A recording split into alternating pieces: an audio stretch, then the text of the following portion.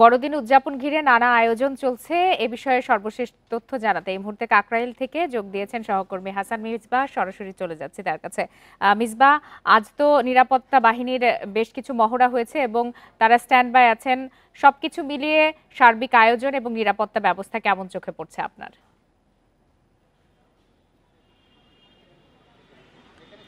এই মুহূর্তে আছি কাকরাইল চার্চে। পুরো চার্চ একেবারে বলা চলে যে আমি একটু শুরুতেই দেখাই, দারুণ করে জাঁকজমকপূর্ণভাবে সাজানো হয়েছে পুরো চার্চ এবং আশপাশে নিরাপত্তা ব্যবস্থা।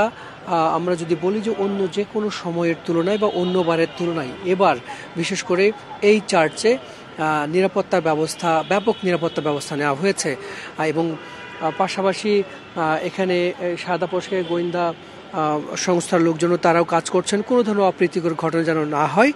আর আপনি যেমনটি বলছিলেন যে পুরো বাংলাদেশ আসলে সেই যাচ্ছে খ্রিস্টান ধর্মের অনুসারীদের সবচেয়ে বড় ধর্মীয় উৎসব এই বড়দিন।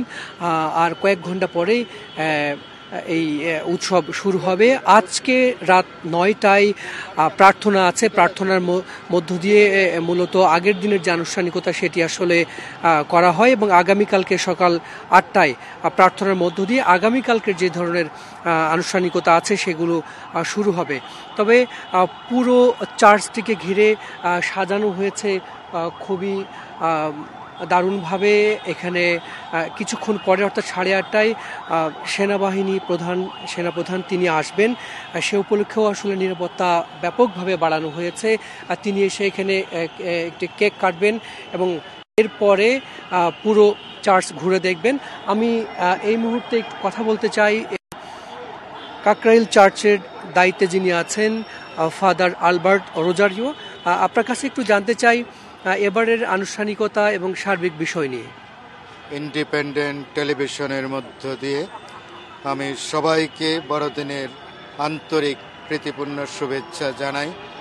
আপনারা দেখতেই পাচ্ছেন বড়দিন শুরু হয়ে গেছে, কারণ 24শে ডিসেম্বর সন্ধ্যা থেকে আমাদের বড়দিনের প্রোগ্রাম শুরু হয়ে যায়।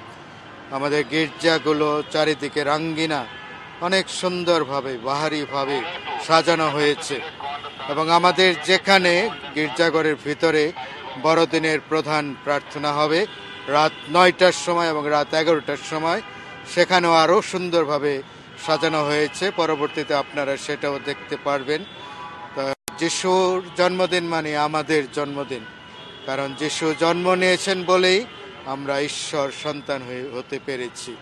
এজন্য আমাদের এত আনন্দ এবং এবছরে আমাদের বিশেষ প্রার্থনা যে যেখানে যেখানে যুদ্ধ আছে, কারণ যিশু হলেন শান্তিরাজ, তিনি হলেন নবরাজ, তাই পৃথিবীতে তো যুদ্ধ থাকতে পারে না। বিশেষ করে আমাদের প্যালেস্টাইন, আমরা প্রার্থনা করি যেন সব জায়গায় যুদ্ধ বন্ধ হয়ে যায় এবং শান্তি বিরাজ করে। ধন্যবাদ। তিনি যেমনটি বলছিলেন যে এবারের বড়দিনে খ্রিস্টান ধর্মের অনুসারীদের পক্ষ থেকে প্রার্থনা যেটি জানানো হয়েছে যে সারা বিশ্বে যুদ্ধ বন্ধ হোক, শান্তিময় পৃথিবী হোক, সবাইকে। সবার আশা। জি হাসান মিসবাহ, আপনাকে ধন্যবাদ।